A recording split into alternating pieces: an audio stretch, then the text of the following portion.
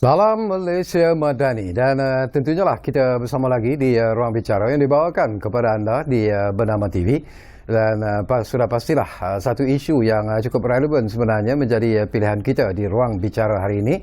Dan dua tetamu yang cukup istimewa sudah pun berada bersama saya di studio Ruang Bicara ini. Baik, topik yang menjadi pilihan kita sudah pastilah tentang PR6N ataupun pilihan raya 6 negeri, siapa lawan siapa.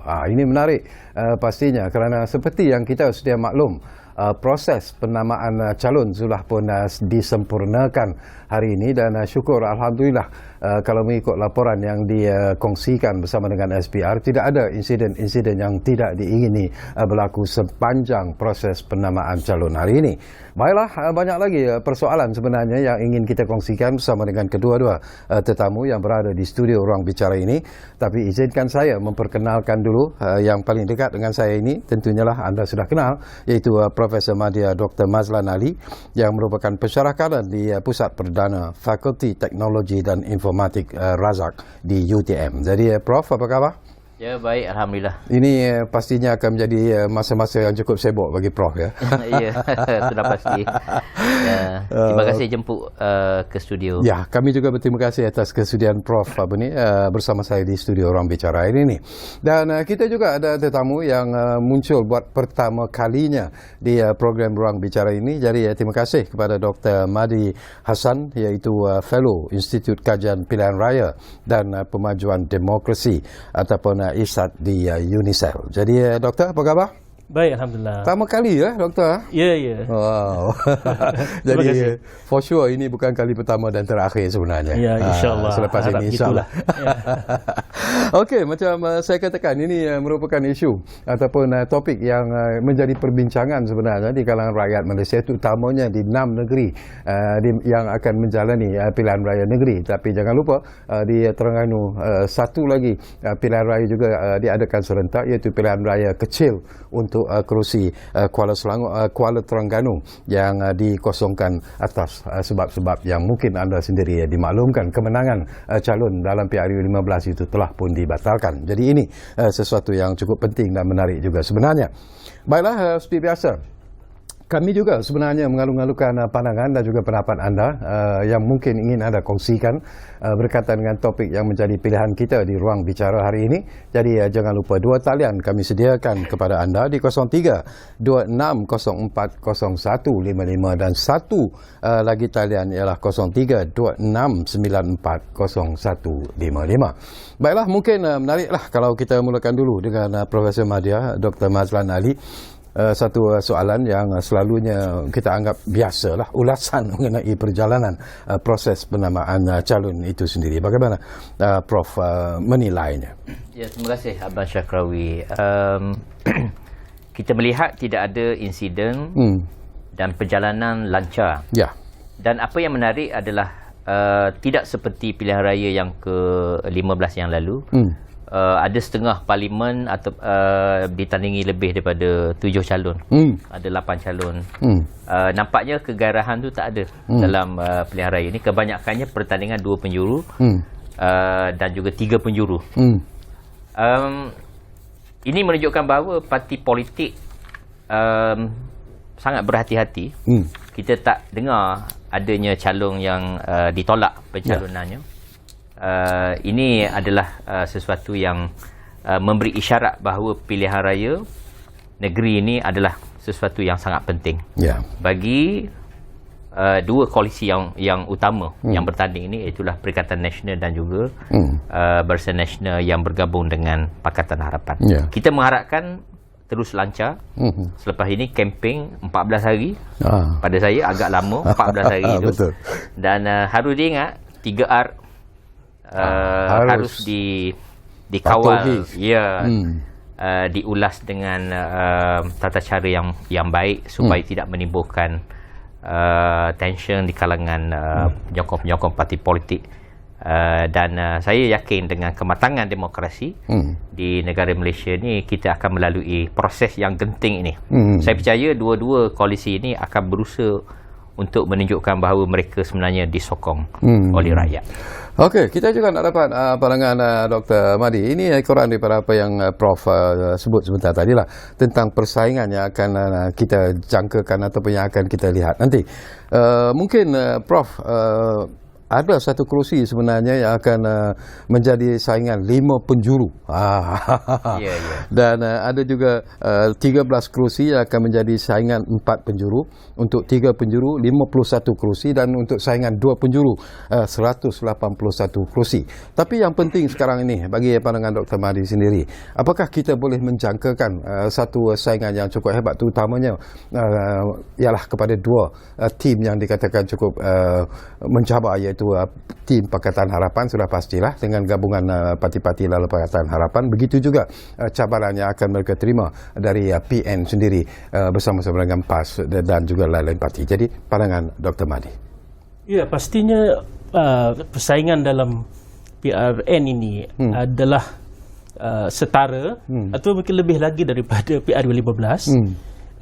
Kerana kita perlu ingat ini sebenarnya adalah extension ataupun pelanjutan kepada PR2015 yang tak komplit itu pada bulan November 2022. 6 negeri ini stay out ya. Jadi untuk melengkapkan PR2015 inilah hadiahnya. Jadi sudah tentulah persaingan itu saya rasa amat hebat sekali, ditambah dengan senario sekarang.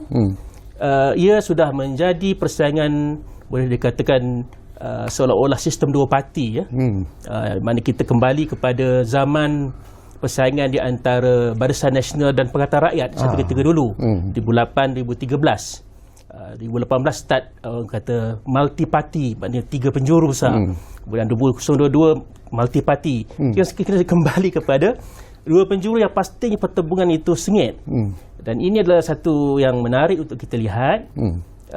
Dan kita lihat juga 181 daripada 245 kerusi adalah 1 lawan 1. Hampir 75%. Maknanya 3/4.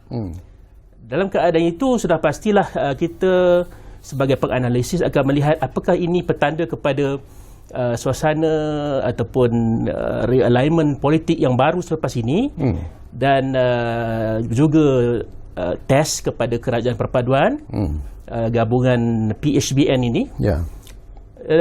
Dan menariknya bila saya tengok FB page Perdana Menteri tadi, beliau diiringi oleh 2 orang pemimpin dari Sarawak dan juga Sabah, iaitu pengerusi GPS dan juga GRS. Ini melambangkan bahawa kesatuan di dalam kerajaan perpaduan itu adalah sepakat untuk berhadapan dengan musuh di dalam PRN ini. Dan saya rasa dan menariknya juga ada hashtag gabungan perpaduan yang Perdana Menteri tulis. Sebelum tak pernah digunakan istilah itu, biasanya kerajaan perpaduan. Tetapi saya tak tahu, mungkin itu satu hari nanti mungkin akan jadi satu nama baru kepada satu koalisi baru yang lebih rasmi. Sekarang ni dia adalah dalam bentuk electoral pact Pakatan Pilihan Raya yang agak longgar lah di antara PH dan BN. Tetapi kalau PHBN berjaya mencapai matlamat mereka dalam PRN kali ini, mungkin kita akan melihat satu koalisi yang lebih rasmi. Mungkin namanya gabungan perpaduan yang seperti ditulis pada hashtag itu. Kita tidak tahu. Walaupun ini adalah satu perkara yang pasti sengit dan amat menentukan masa depan pemerintahan Malaysia. Okey, saya juga nak dapat pandangan daripada Prof Mahdiah, Dr. Mazlan. Kita tahu bahawa ialah apapun keputusan nanti yang akan dicapai melalui pilihan raya negeri di 6 negeri ini, ianya tidak akan memberi kesan daripada pucuk kepimpinan kerajaan perpaduan itu sendiri. Artinya ia tidak akan menggugat kedudukan Datuk Seri Anwar sebagai Perdana Menteri kita. Dan ini juga merupakan sesuatu yang menarik. Tapi ada juga pandangan-pandangan yang dilontarkan bahawa sebenarnya pilihan raya negeri di 6 negeri ini sebenarnya boleh memberi satu gambaran ataupun impak kepada kedudukan kerajaan perpaduan itu sendiri. Komen daripada Dr. Mazlan. Ya, banyak pandangan yang mengatakan begitu. Sekiranya Pakatan Perikatan Nasional menang besar, bayangannya boleh menawan negeri yang di bawah Pakatan Harapan ini, mereka kata akan kemungkinan berlaku pertukaran kerajaan. Banyak kita lihat di media sosial yang katanya bulan Ogos akan berlaku pertukaran. Tetapi hakikatnya bahawa di negara kita ini sekarang sudah ada undang-undang anti lompat. Satu, dan yang kedua, parti-parti politik sendiri mereka mempunyai aku janji.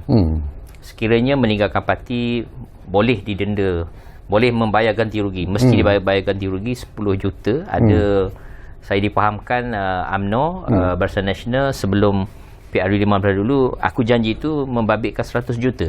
Sekiranya kalau salah betulkan saya, informasi begitu. Jadi sebenarnya nak menjatuhkan kerajaan itu selepas keputusan pilihan raya negeri ini, saya lihat agak sukar. Tetapi pada saya adalah penting dalam pilihan raya negeri ini, kerajaan perpaduan mesti menunjukkan prestasi yang baik. Prestasi misalnya mengekalkan 3 negeri, dan pada masa yang sama, kalaupun tidak dapat menawan negeri-negeri di bawah Perikatan Nasional ini, merapatkan jurang itu sudah begitu baik. Menunjukkan bahawa polisi, penyampaian dan juga program-program sepanjang 8 tahun kerajaan perpaduan itu diterima baik oleh rakyat. Jadi demikian juga Perikatan Nasional, mereka mahu menunjukkan bahawa mereka mampu untuk mendapat sokongan rakyat sekiranya, andainya mereka mengekalkan 3 negeri, pada masa yang sama mungkin boleh menguasai 1 ataupun 2 negeri, ataupun merapatkan jurang di negeri-negeri di bawah PH ni. Mereka boleh mengatakan bahawa kerajaan perpaduan ini sebenarnya tidak mendapat sokongan sepenuhnya daripada rakyat. Buktinya adalah daripada keputusan itu. Maka perkara ini berlega, dan saya fikir menggantikan kerajaan itu sukar sebenarnya dalam erti kata yang sebenarnya, tetapi dari segi psikologinya, mana-mana gabungan yang menang besar ataupun menunjukkan prestasi lebih baik itu sebenarnya secara psikologinya dia ada satu motivasi kepada gabungan ini, sama ada sekurang-kurangnya untuk mempelengkapkan pada pilihan raya akan datang yang ke-16 ini, untuk mereka Perikatan Nasional mengambil alih ataupun kerajaan perpaduan ini mengekalkan kerajaan ini untuk penggaya yang akan datang. Okey, saya juga nak dapat pandangan daripada Dr. Madi. Kalau kita lihat daripada situasi ataupun senario politik semasa, terutamanya bila kita bercakap tentang pilihan raya itu sendiri, di mana apa yang diumumkan sebelum ini pun dikatakan akan memberi satu perubahan yang cukup menarik, iaitu undi 18, anak-anak muda yang dibenarkan untuk turun sebagai pengundi. Jadi apakah dalam PRN ini juga disebabkan oleh adanya undi 18 anak-anak muda ini, apakah satu persaingan ataupun satu peralihan menarik akan berlaku, terutamanya bila kita bercakap tentang kehendak anak muda dan sebagainya dalam PRN nanti? Ya, faktor pengundi muda ni adalah satu perkara yang menarik di dalam PRU 15 yang lalu. Betul. Dan ianya telah menyumbang kepada apa yang disebut sebagai gelombang hijau yang membawa kemenangan kepada Perikatan Nasional dari utara, pantai timur sampailah ke tengah semenanjung. Jadi pada ketika itu Pakatan Harapan dan juga BN agak tidak memberi perhatian yang lebih kepada undi pengundi muda, dan Perikatan Nasional berjaya pada itu melalui strategi media sosial mereka yang ternyata lebih berkesan untuk mendapatkan undi pengundi muda. Tapi untuk kali ini sebenarnya itu tidak ada garanti kepada Perikatan Nasional, walaupun mereka berjaya pada periode 15 mendapat sebagai maknanya majoriti daripada pengundi muda, pengundi muda Melayu lah maksudnya. Jadi pada kali ini kita kena faham bahawa pengundi muda ni dia tidak ada keterikatan kepada mana-mana parti, dan undi mereka boleh berubah-ubah. Dan mereka ini sebenarnya adalah kebanyakannya adalah kelompok atas pagar, dan mereka lebih bergantung kepada media sosial. Jadi persaingan adalah terbuka, dan saya lihat sejak akhir-akhir ini bila menyadari kesilapan yang dilakukan oleh PH dan BN di dalam PRU 16 yang lalu. Apatah lagi mereka PH dan BN juga sudah bergabung tenaga kali ini. Saya lihat maknanya persaingan di antara Cyber Troopers, PHBN dengan PN ini begitu hebat sekali sekarang untuk meraih sokongan pengundi muda. Jadi itu adalah satu perkara yang menarik yang akan menentukan apa yang akan berlaku pada 12 Ogos nanti. Dan kita lihat sendiri PMX sendiri, Perdana Menteri Datuk Seri Abdul Ibrahim juga begitu aktif sekali mendekati kelompok muda. Suatu perkara yang saya rasa susah kita nak lihat mana-mana Perdana Menteri sebelum ini yang melakukan seperti beliau lakukan, terutamanya di dalam program Temu Anwar di universiti, dan sekarang sudah sampai ke yang bukan di universiti, baru ini dibuat dengan riders, Grab dan sebagainya. Jadi itu adalah satu approach yang saya rasa akan memberi impak sebenarnya. Dan ada kajian menunjukkan memang sudah ada impak pun. Jadi kita lihatlah persaingan untuk pengundi muda ini sentiasa terbuka, dan kita ada masa 2 minggu untuk mencapai klimaksnya. Okey, bila saya juga nak dapat pandangan Dr. Mazlan juga berkaitan dengan isu yang sama lah. Tetapi yang menjadi lebih menarik, kalau kita lihat kepada line up yang dikemukakan oleh parti-parti yang akan bertanding dalam PRN kali ini, sinarai calon-calon yang dikemukakan ataupun calon-calon yang diletakkan untuk bertanding dalam PRN di 6 negeri ini, apakah Dr. Mazlan melihat bahawa ianya sebenarnya memenuhi kehendak anak-anak muda? Adakah doktor sendiri merasa ataupun terkilan kerana kalau kita lihat daripada sinarai calon itu tidak ramai sebenarnya calon-calon muda yang diketengahkan dalam pilihan raya kali ini. Jadi apakah ini akan memberi impak juga sebenarnya kepada pengundi-pengundi muda khususnya? Ya, setakat ni saya masih belum dapat meneliti senarai calon-calon yang telah disahkan akan bertanding. Tetapi diwawarkan sebelum ni, misalnya UMNO, Barisan Nasional, mereka mengetengahkan 63% muka baru. Dan daripada muka baru itu kita lihat ada orang muda. Menunjukkan bahawa UMNO sedar bahawa transformasi parti itu perlu dilakukan, dan pada masa yang sama juga mengekalkan beberapa adun yang sedia ada, dan pada masa yang sama mengetengahkan beberapa calon yang pernah kalah dalam pilihan raya sebelumnya. Ada orang yang agak skeptikal mengatakan kenapa calon yang kalah ni bertanding semula, misalnya Riza Merikan, Mahathir Khalid sendiri. Saya pada pandangan saya, mereka ni evergreen. Ini tokoh yang mereka hidup sepanjang masa, dan parti UMNO juga memerlukan kumpulan ini, orang-orang yang berpengalaman ini sebagai pembimbing kepada 63% calon baru yang ditengahkan. Dan saya juga meneliti calon-calon di peringkat Pakatan Harapan dan juga Perikatan Nasional. Mereka mengetengahkan orang-orang muda, walaupun pada masa yang sama juga mengetengahkan calon-calon yang pada pertengahan umur dan juga yang veteran. Pada saya penggambur jalinan itu penting sebenarnya untuk memastikan kesinambungan perjuangan parti itu akan mencapai misi dan juga falsafah yang telah mereka tetapkan. Dan orang muda ini, kalau kita lihat di parti muda, parti muda pun walaupun nama muda, ada seorang yang veteran diketengahkan. Tetapi sebagian besar daripada parti ini orang-orang muda. Jadi ini sebenarnya memberi pilihan kepada pengundi-pengundi di Malaysia ini untuk mereka bebas untuk memilih pemimpin-pemimpin mereka yang akan mereka pilih pada 12 hari bulan nanti. Secara keseluruhan saya melihat kombinasi muda, veteran dan umur pertengahan itu begitu cantik sekali dalam pilihan raya negeri kali ini. Okey, semacam menjadi tradisi sebenarnya, Dr. Mahdi, apabila penamaan calon itu disempurnakan, apabila nama-nama calon dikemukakan, ada yang merajuk apabila mereka tidak terpilih sebagai calon dan sebagainya, dan dikatakan bahawa ada juga yang membuat statement terbuka mengatakan bahawa mereka tidak akan menyokong parti yang mereka sertai sebelum ini, dan mereka akan menyokong parti lawan dan sebagainya. Jadi trend ini juga merupakan sesuatu yang perlu perlu dilihat. Kalau kita pergi secara serius pun, UMNO sendiri pun dikatakan menghadapi sedikit tekanan bila kita bercakap tentang ada golongan-golongan ahli-ahli parti dalam UMNO sendiri yang tidak berpuas hati dengan tindak tanduk yang dilakukan oleh kepimpinan UMNO itu sendiri. Tapi apakah ini Dr. Mahdi melihat secara ikhlas? Mungkin jugalah akan memberikan kesan, kalaupun tidak begitu besar, tetapi sekurang-kurangnya akan memberi kesan kepada perjuangan UMNO dalam PRN kali ini. Boleh. Okey, mula-mula saya sentuh berkenaan dengan mungkin ada bakal calon yang tidak terpilih sebagai calon kena drop ya. Itu adalah lumrah dalam sejarah pilihan raya kita. Dan setakat yang saya lihat siang tadi ada satu sahaja di Negeri Sembilan, seorang mantan ADUN dan juga Exco Kerajaan Negeri bertanding bebas. Jadi mencabar partinya sendiri dan juga pihak lawan.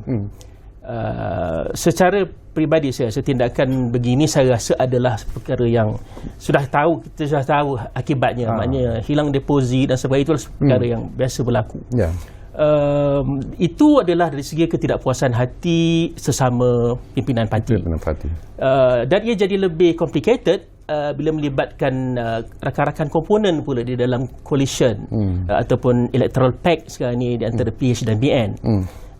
Sama ada di pihak PHBN ataupun di Perikatan Nasional sendiri pun kita lihat yang kecoh beberapa hari di Pulau Pinang itu apabila Presiden gerakan ingin diletakkan di satu kursi di dalam Tasik Gelogor, pemuda PAS kawasan telah membuat protes besar-besaran sehingga beliau terpaksa dihantar pula ke satu lagi kawasan majoriti Melayu juga di Bayan Lepas Bayan Lepas di dalam kawasan Parlimen Balik Pulau, juga kawasan majoriti Melayu, dan dengarnya juga mendapat protes daripada PAS kawasan sana. Sebab itu adalah satu perkara yang tidak pernah berlaku sebelum ini. Maknanya PAS tidak memberikan kursi majoriti Melayu kepada calon bukan Melayu daripada parti komponen pula tu. Jadi oleh sebab itu perkara-perkara ini memang lumrah berlaku. Cuma setakat mana parti dan juga coalition itu boleh mengawal kemarahan dan sebagainya supaya tidak menjejaskan undi. Kalau ini berlaku di kawasan-kawasan marginal, maknanya yang majoriti kecil, maknanya kalau ada lari sedikit 300-500 undi pun boleh memberikan kemenangan kepada lawan, itu akan menimbulkan masalah kepada parti yang berkenaan. Okey, kita akan sambung lagi Dr. Mahdi dan juga Profesor Maria, Dr. Mazlan, tapi seperti biasalah kita diarah untuk berehat dulu buat seketika. Dan saya ingatkan lagi, kami juga sebenarnya memberi ruang dan juga peluang kepada anda yang mungkin sedang menyaksikan ruang bicara ini untuk berkongsi pandangan dan juga pendapat ataupun bertanya apa saja berkaitan dengan topik yang menjadi pilihan kita hari ini di ruang bicara. Jadi dua talian saya ulangi lagi, iaitu di 032604 0155 dan juga di 0326940155. Kita rehat hanya untuk seketika. Jumpa lagi selepas ini.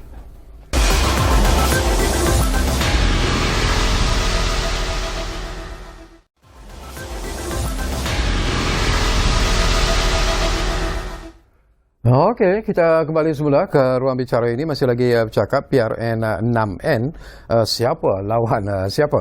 Okey, kita difahamkan Ridwan dari Pulau Pinang sudah pun ada di talian kita sekarang ini. Assalamualaikum Tuan.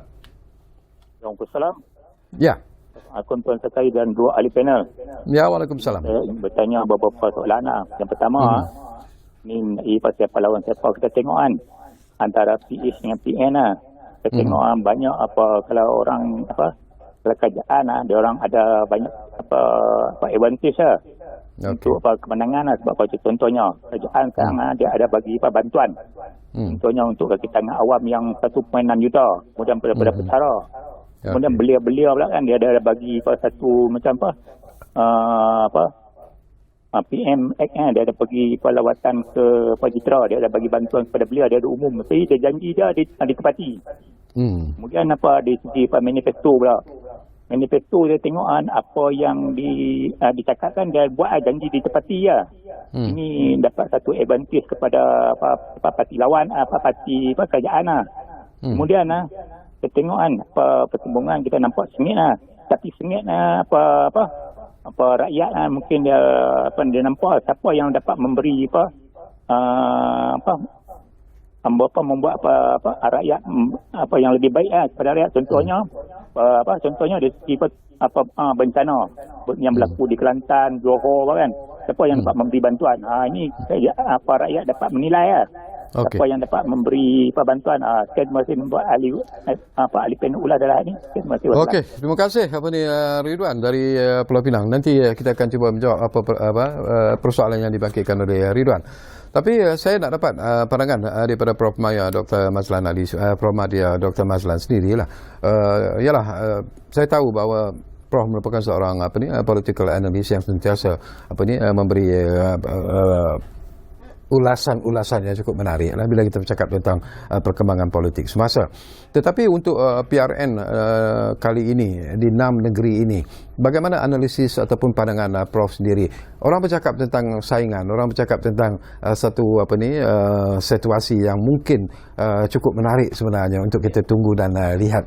Mungkin daripada pandangan Prof sendiri, saingan di mana sebenarnya yang dinantikan oleh rakyat Malaysia, terutamanya daripada negeri-negeri yang mungkin tak terlibat dalam pilihan raya negeri kali ini?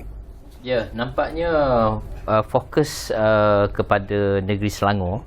Bagi Perikatan Nasional, mereka mensasarkan Selangor kerana dalam PRU 15 yang lalu mereka menang 6 kerusi di kawasan majoriti Melayu, dengan andaian sekurang-kurangnya mereka boleh menguasai 15 ke 20 kerusi, dan mereka target untuk mendapat sekurang-kurangnya majoriti tipis ataupun super majoriti. Bagi Kerajaan Perpaduan pula, Barisan Nasional dan PH ni nampaknya mereka fokus kepada Kedah. Kerana dikatakan negeri ini peluangnya 50-50. Sebenarnya saya pun turun ke Kedah ni, melihat, meninjau, dan saya menjangkakan satu pertarungan yang sengit. Di negeri Kedah ini. Nampaknya ada 2 figura yang nampaknya bermain di minda rakyat, iaitulah Perdana Menteri ke-10 dan juga Menteri Besar. Kedah yang nampaknya semakin banyak peristiwa berlaku, nampak semakin popular. Itu keadaan yang berlaku di negeri Kedah. Dan kita jangkakan bahawa pertarungan yang berlaku di antara negeri-negeri yang bertanding ini sengit. Dan tetapi asasnya di Negeri Sembilan, Selangor dan juga Pulau Pinang ini, pada pandangan peribadi saya lah, berasaskan kepada tinjauan dan juga beberapa survey yang dibuat ni, mungkin kekal status quo-nya.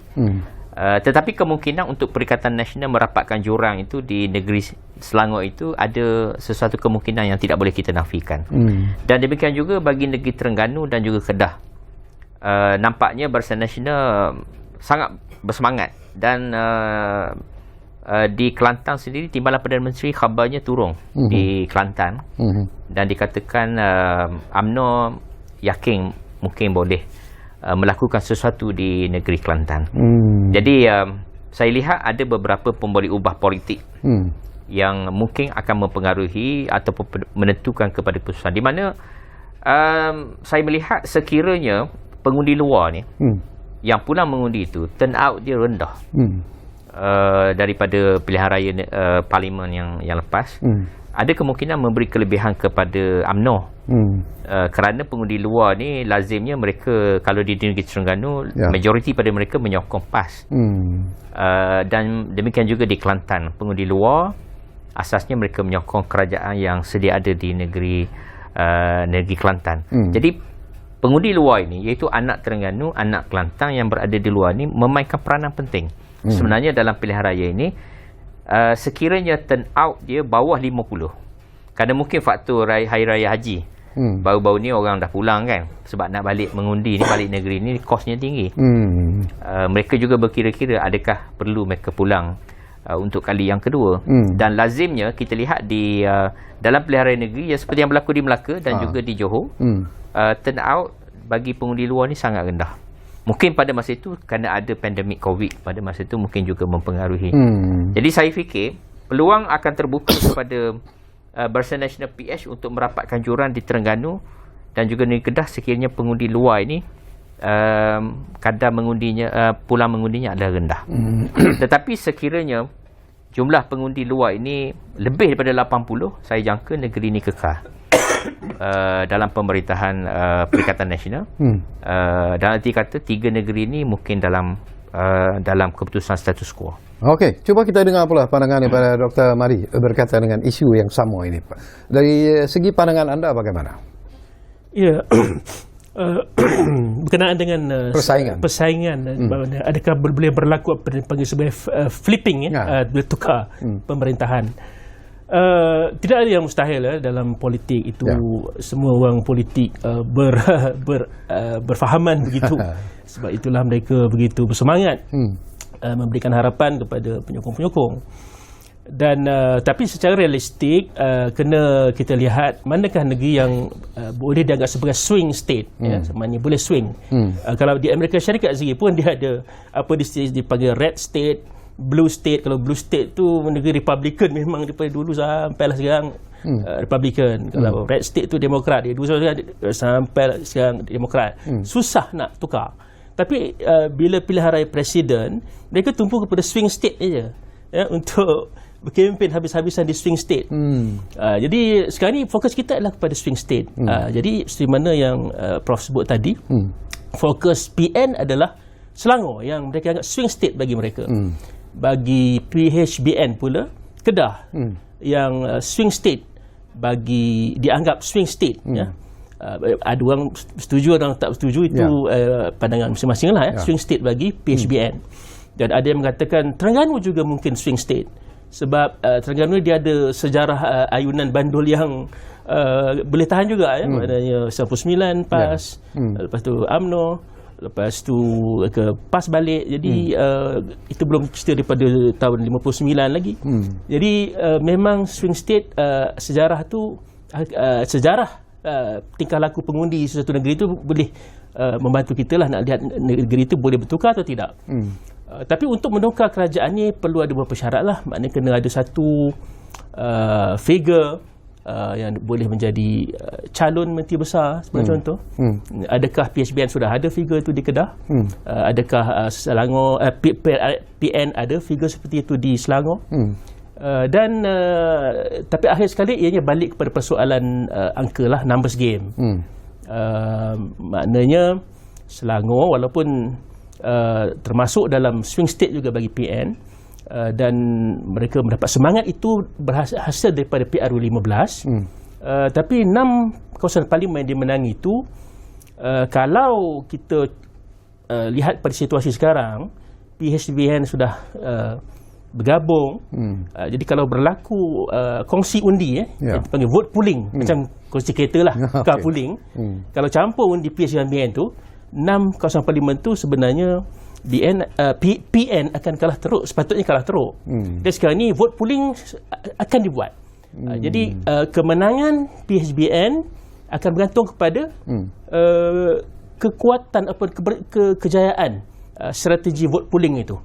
Adakah PH boleh meyakinkan semua pengundinya mengundi dacing, dan juga adakah BN juga boleh melakukan perkara sama untuk pengundinya untuk kali ini mengundi lambang harapan. Jadi kalau itu berlaku dengan baik, memang saya rasa tidak ada harapan lah untuk menang, kecuali ada berlaku satu gelombang yang lebih besar lagi, gelombang hijau lebih besar lagi. Begitu juga di Kedah. Jadi saya rasa game changer di dalam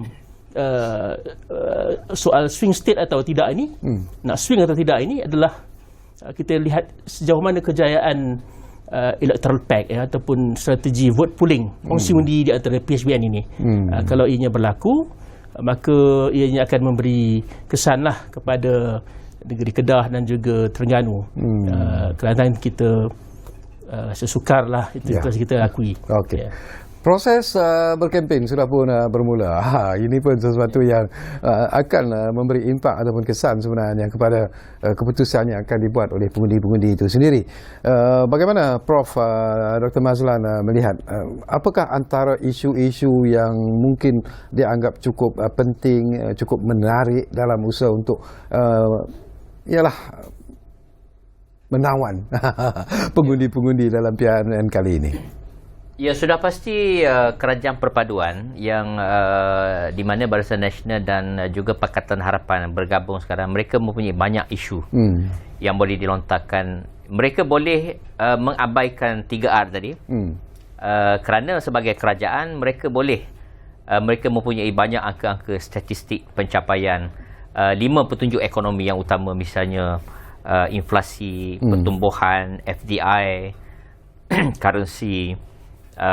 Dan kerajaan yang memerintah ini, mereka mempunyai banyak modal untuk memberitahu pada rakyat bahawa ini adalah KPI kami dan juga pencapaian kami setakat ini, outcome-nya adalah begini. Dan boleh disokong oleh data-data rasmi melalui jabatan-jabatan kerajaan seperti Jabatan Perangkaan contohnya. Ini boleh meyakinkan rakyat.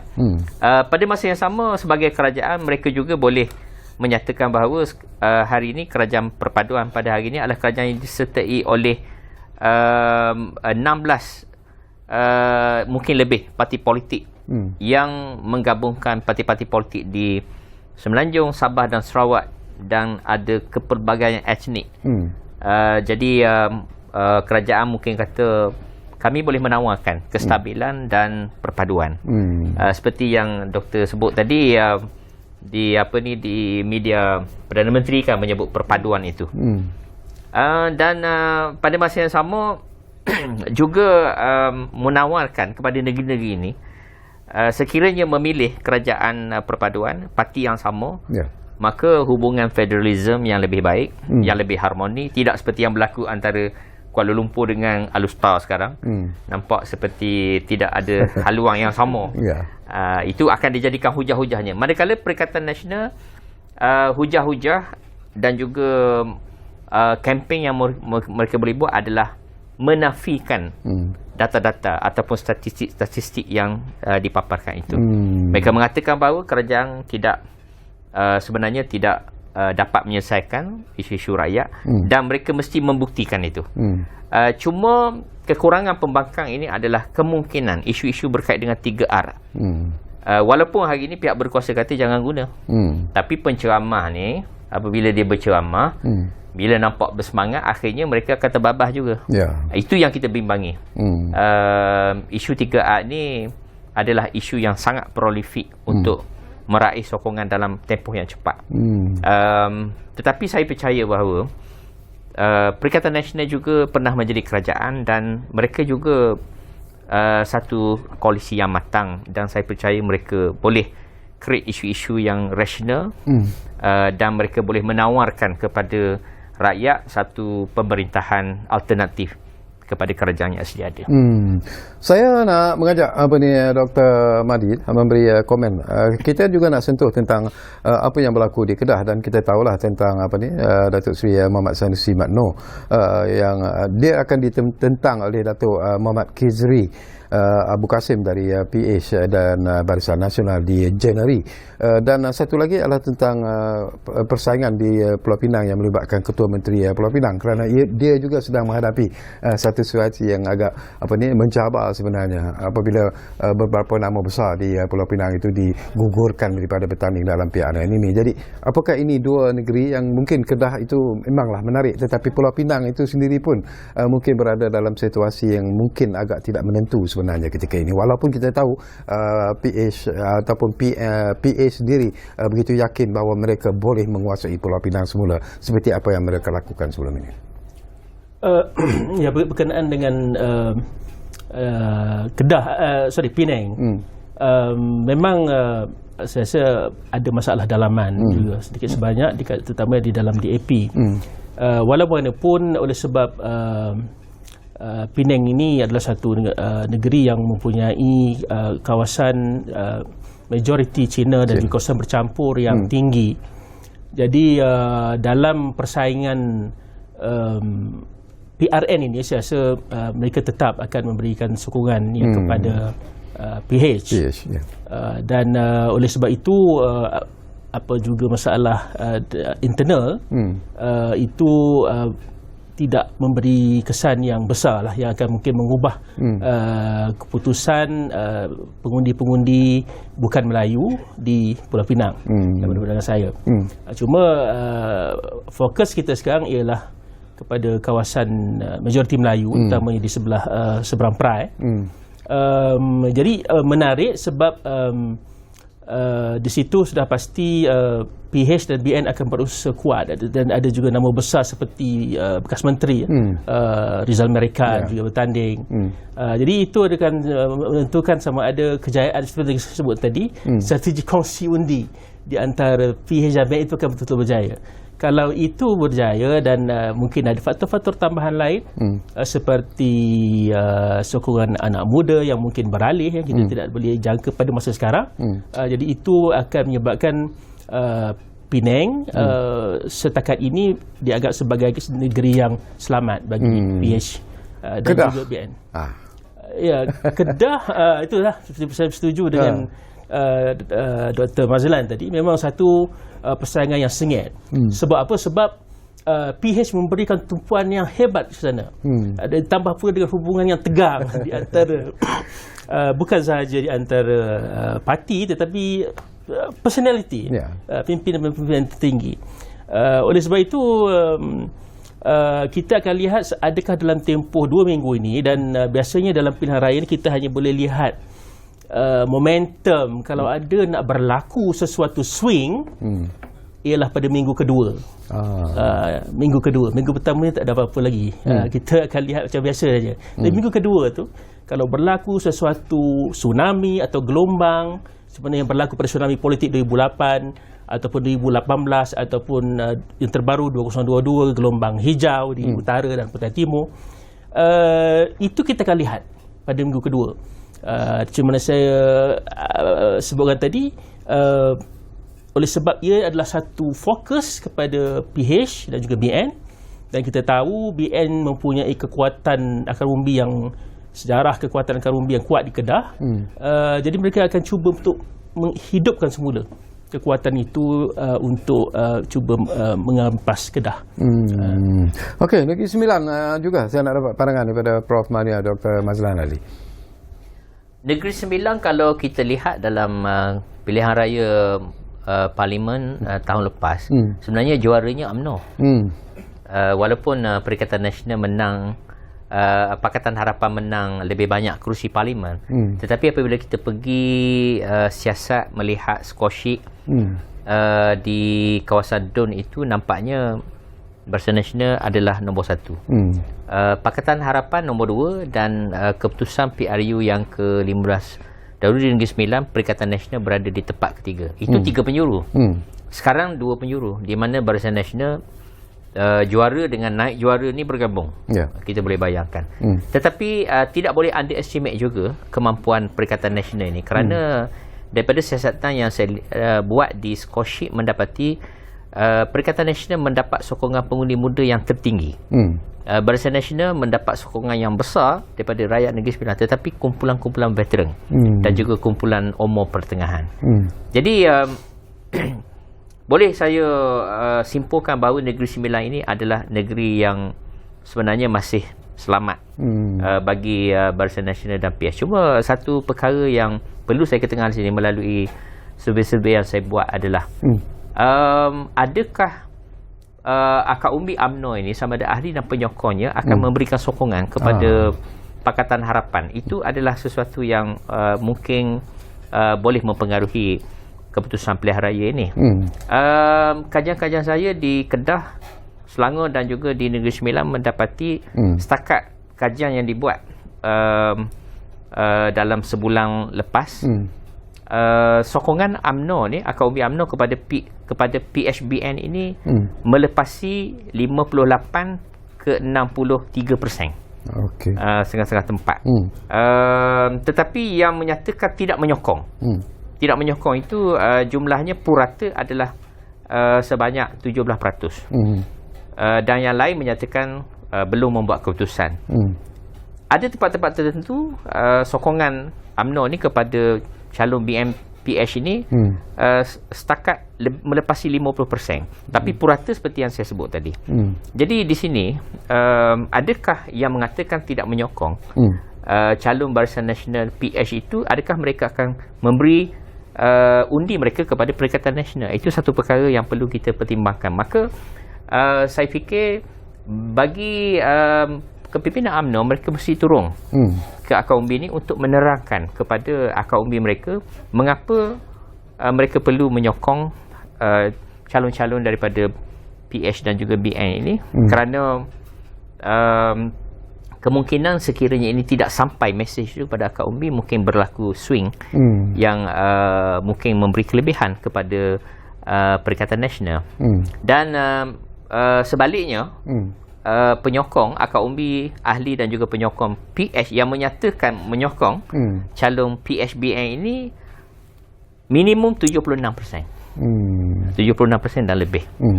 Jadi nampaknya bagi Pakatan Harapan tidak ada masalah untuk mereka menyokong menyokong rakan mereka daripada Barisan Nasional. Tetapi daripada UMNO kepada menyokong PH itu adalah sesuatu yang perlu dipertingkatkan berasas kepada penemuan kajian yang saya buat di beberapa negeri ni. Okey, kita nak dapat komen jugalah dan juga pandangan daripada Dr. Mahdi. Ini Kelantan itu juga kita perlu diberi perhatian yang cukup serius sebenarnya.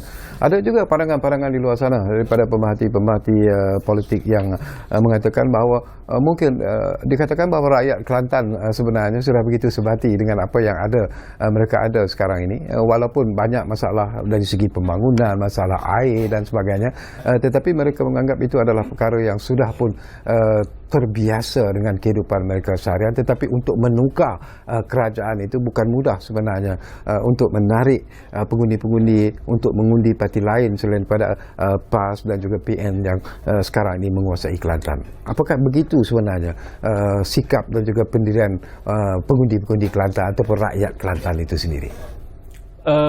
Kelantan ini dia satu negeri yang sudah ditadbir 33 tahun oleh PAS. Tetapi kita kena ingat pada tahun 2004 PAS nyaris-nyaris kehilangan Kelantan dengan beza 2 kerusi saja pada ketika itu. Jadi ianya pertama bergantung kepada satu bentuk gelombang nasional. Pada tahun 2004 itu salah satu faktornya ialah faktor Pak Lah, Perdana Menteri baru yang telah membawa satu gelombang yang segar untuk untuk rakyat, dan sampai ke Kelantan. Dan pada ketika itu apa yang selepas 2004, maknanya Kelantan telah buat beberapa perubahan dari segi pentadbiran dan sebagainya, terutama pada zaman Pakatan Rakyat. Dan itu dia telah memulihkan semula keyakinan rakyat Kelantan kepada kerajaan PAS. Jadi pada kali ini kita akan melihat sama ada faktor begitu lama itu akan mempengaruhi, sebab generasi baru sudah lahir dan mungkin mereka merasakan selama 3 dekad sudah terlalu lama. Jadi dalam konteks demokrasi hari ini, pengundi-pengundi muda ni ingin membuat percubaan-percubaan. Jadi adakah itu akan berlaku, kita akan lihat. Jadi satu lagi adalah faktor kepimpinan. Dulu Kelantan di bawah Tuan Guru Abdul Aziz Nikmat, seorang yang mempunyai karisma yang luar biasa, tersendiri. Kali ini tidak lagi. Dan sama ada isu-isu tempatan, maknanya isu air, yang paling tinggi isu air lah, kemudian isu infrastruktur, dan juga termasuk juga isu-isu urus tadbir, pembaziran di sana sini, yang menyebabkan rakyat mula mempersoal. Jadi itu akan mempengaruhi. Jadi strategi PHBN saya rasa lebih kepada menyerang dari segi isu-isu negeri lah, isu-isu tempatan. Dan itulah sepatutnya pun sebabnya PRN ini sepatutnya untuk memilih kepimpinan kerajaan negeri. Jadi isu prestasi kerajaan negeri, isu benda-benda yang berada di dalam bidang kuasa kerajaan negeri, isu tanah, isu air, isu pelombongan, isu pembalakan, isu PBT. Itulah isu-isu yang sepatutnya diwacanakan dan diperdebatkan. Tapi sekarang ini oleh sebab kita masih lagi dalam mood PR15 dan ia dikaitkan pula dengan persoalan kerajaan pusat. Jadi isu-isu pusat itu seolah-olah lebih mendominasi isu-isu negeri. Tapi saya rasa elok pengundi memikirkan juga tentang isu-isu negeri, masalah-masalah di peringkat negeri. Adakah perlu mereka membuat suatu perubahan? Jadi itu yang lebih utama bagi saya dalam suatu pilihan raya negeri. Terengganu macam mana Dr. Mazlan? Apakah pengaruh Tuan Guru Haji Adi Awang, Tan Sri Adi Awang itu masih lagi kuat dan kukuh sebenarnya? Ya, sebenarnya Terengganu berbeza dengan Kelantan. Kelantan akar umbi PAS begitu kuat dibanding dengan UMNO, dan di samping mereka mendapat sokongan anak-anak Kelantan di luar. Jadi Kelantan ini untuk mengalahkan kerajaan PAS sekarang ini memerlukan suatu momentum yang cukup besar, gelombang cukup besar. Betul. Tetapi Terengganu ini mempunyai sejarah yang menarik. Negeri Terengganu 2000 tahun 1999 kerajaan PAS dapat mengambil alih kerajaan. Apabila ada gelombang, apabila momentum, PAS akan menang di negeri Terengganu ini. Tetapi sekiranya tidak ada gelombang, tidak ada isu-isu besar, dia akan kembali kepada UMNO. 2004 UMNO mengambil alih, 2008, 2013, kemudian UMNO kalah kembali pada tahun 2018 itu kerana gelombang 1MDB masa itu, penolakan terhadap isu Datuk Seri Najib dan juga 1MDB. Dan 2022 itu isu yang berkait dengan survival Melayu Islam pada masa itu yang mencetuskan gelombang hijau di negeri Terengganu, di mana nampak undi yang begitu luar biasa yang diterima oleh Perikatan Nasional di negeri Terengganu. Tetapi pada kali ini di negeri Terengganu ini kita lihat isu-isu yang berlaku dalam PRU yang ke-15 yang lalu, seperti isu orang-orang perantauan balik tak dapat claim duit minyak. Sebenarnya saya percaya semua parti ada bajet untuk duit minyak. Tetapi nampak pada masa itu banyak video yang membabitkan parti PAS pada masa itu diviralkan. Jadi dia mencetuskan satu naratif lah, satu persepsi. Adakah kalau balik nanti dapat atau tidak ni claim ni. Jadi mereka berkira-kira orang luar ni adakah kalau balik mungkin tak dapat claim lagi, mungkin mereka tidak balik. Itu adalah mungkin mempengaruhi. Kerana di Terengganu ini akar umbi UMNO ni sebenarnya lebih besar daripada PAS. Tetapi mutakhir ini apabila ada gelombang, PAS menang kerana sokongan daripada luar. Kita telah buat pemeriksaan ke atas Koshik. Memang pundi-pundi luar ni 85% mereka menyokong kerajaan PAS. Sekiranya turnout itu rendah, kemungkinan UMNO sebagai parti yang menguasai akar umbi ni, mereka ada fixed deposit yang mencukupi. Seperti yang kita lihat di Johor lah. Di Johor, di Melaka, kenapa UMNO menang besar? Di Johor menang besar di Melaka, tetapi di peringkat pilihan raya umum mereka kalah.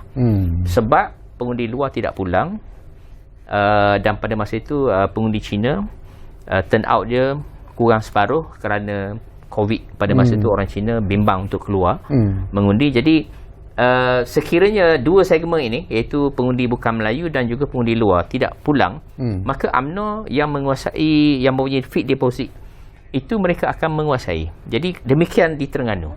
Sekiranya ada masalah dari segi kadar pulang mengundi, kemungkinan UMNO boleh merapahkan jurang. Kerana di Kemaman, Hulu Terengganu, Besuk memang terkenal kawasan-kawasan kubu-kubu kuat Barisan Nasional. Begitu. Okey, sayang sekali masa mencemburui kita sebenarnya, Dr. Mahdi dan juga Profesor Madya, Dr. Mazlan. Sedangkan banyak lagi persoalan sebenarnya yang ingin kita kongsikan, tapi insyaAllah selepas ini kita akan bersama lagi untuk bercakap tentang PRN di 6 negeri ini, dan ini merupakan sesuatu yang cukup penting, dan inilah juga sebenarnya yang akan dimainkan dengan begitu meluas sekali dalam media sosial Malaysia lah terutamanya, dan pelbagai pandangan, pendapat, pelbagai ulasan yang akan dilontarkan, tetapi terpulanglah kepada kebijaksanaan pengundi-pengundi sendiri akhirnya untuk membuat keputusan siapa yang akan mereka mengundi. Dan kami juga di Bernama TV ini akan sentiasa membuat liputan berkaitan dengan PRN di 6 negeri ini, dan insyaAllah dalam program Ruang Bicara juga kami akan membawakan isu ini dari masa ke semasa. Jadi terima kasih kepada anda yang menumpukan perhatian bersama kami di Ruang Bicara ini, dan jangan lupa Ruang Bicara akan terus berbicara bersama anda dari masa ke semasa. Kita jumpa lagi. Thank you.